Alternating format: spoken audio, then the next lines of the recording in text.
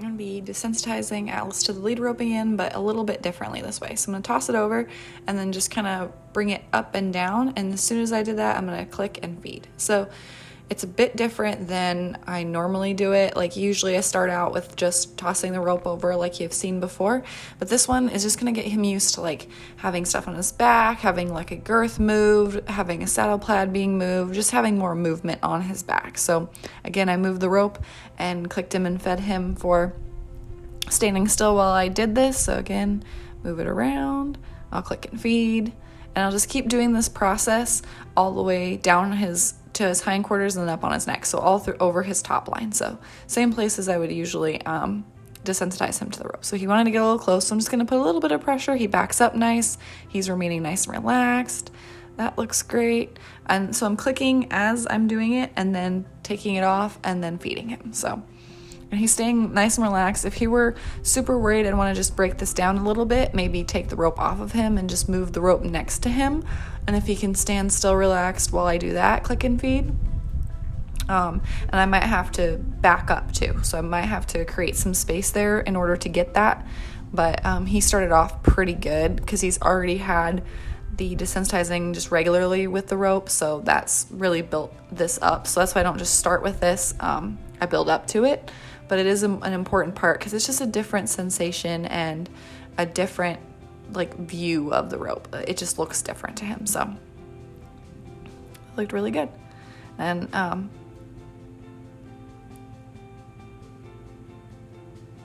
just trying to get it kind of up over his hindquarters. If you like miss, it's not a big deal. Not a huge deal there. So just kind of throw it over and then have it move around. He's doing great with that. That looks wonderful. And then I'll just kind of leave it there and let it kind of fall off. Like I'm not going to be super careless with it. I'm always paying attention to where it is. Where is he?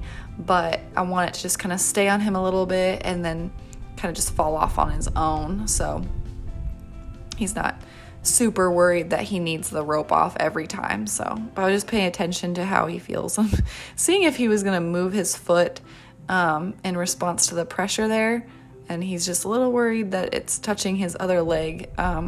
He doesn't love it on his leg. So we're going to work on that a little bit too. But I'm just kind of letting it set on his legs here for a second. And then I'll take it off and go ahead and feed him once he stands still.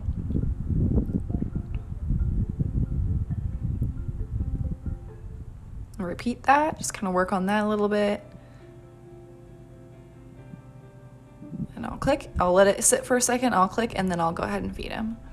So right now we're doing this at Liberty. I do it with a halter and lead rope on as well, but really in the beginning I'd like to start at Liberty and just make sure that I know how he feels about it. So he's going to tell me if he runs away or gets worried. Like some horses will stay and just because the halter and lead rope is on, but then sometimes they won't, and sometimes Atlas does that and he just takes off, and then we have a problem on our hands. So they can have a bit more choice in the matter, and I can kind of read them a bit better and just really focus on the one thing versus holding them as well. So I like doing it at Liberty, but we're just going to do the same thing on the other side. Same process, kind of go through there. You don't have to necessarily start on the legs or start on the top line. Usually, just out of routine, I'll do it on the top line. If your horse is super worried about a certain spot on his top line, though, then I would just start on the legs, and then I would flip that around. So if he was really worried about having stuff on his legs, maybe start up on his withers in a little bit easier place.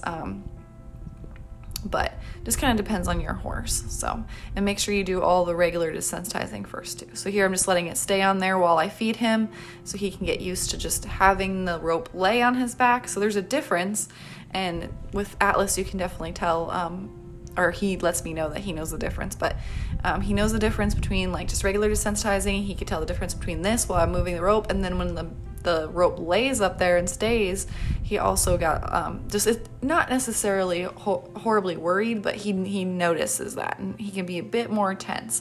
So I just want to practice that, desensitize him to that, kind of pair it with something positive, and that having the rope laying over you is not a big deal. So that's the beginning process of that, and then eventually we'll work on just having it lay over him while he's moving around, but I start at the standstill first.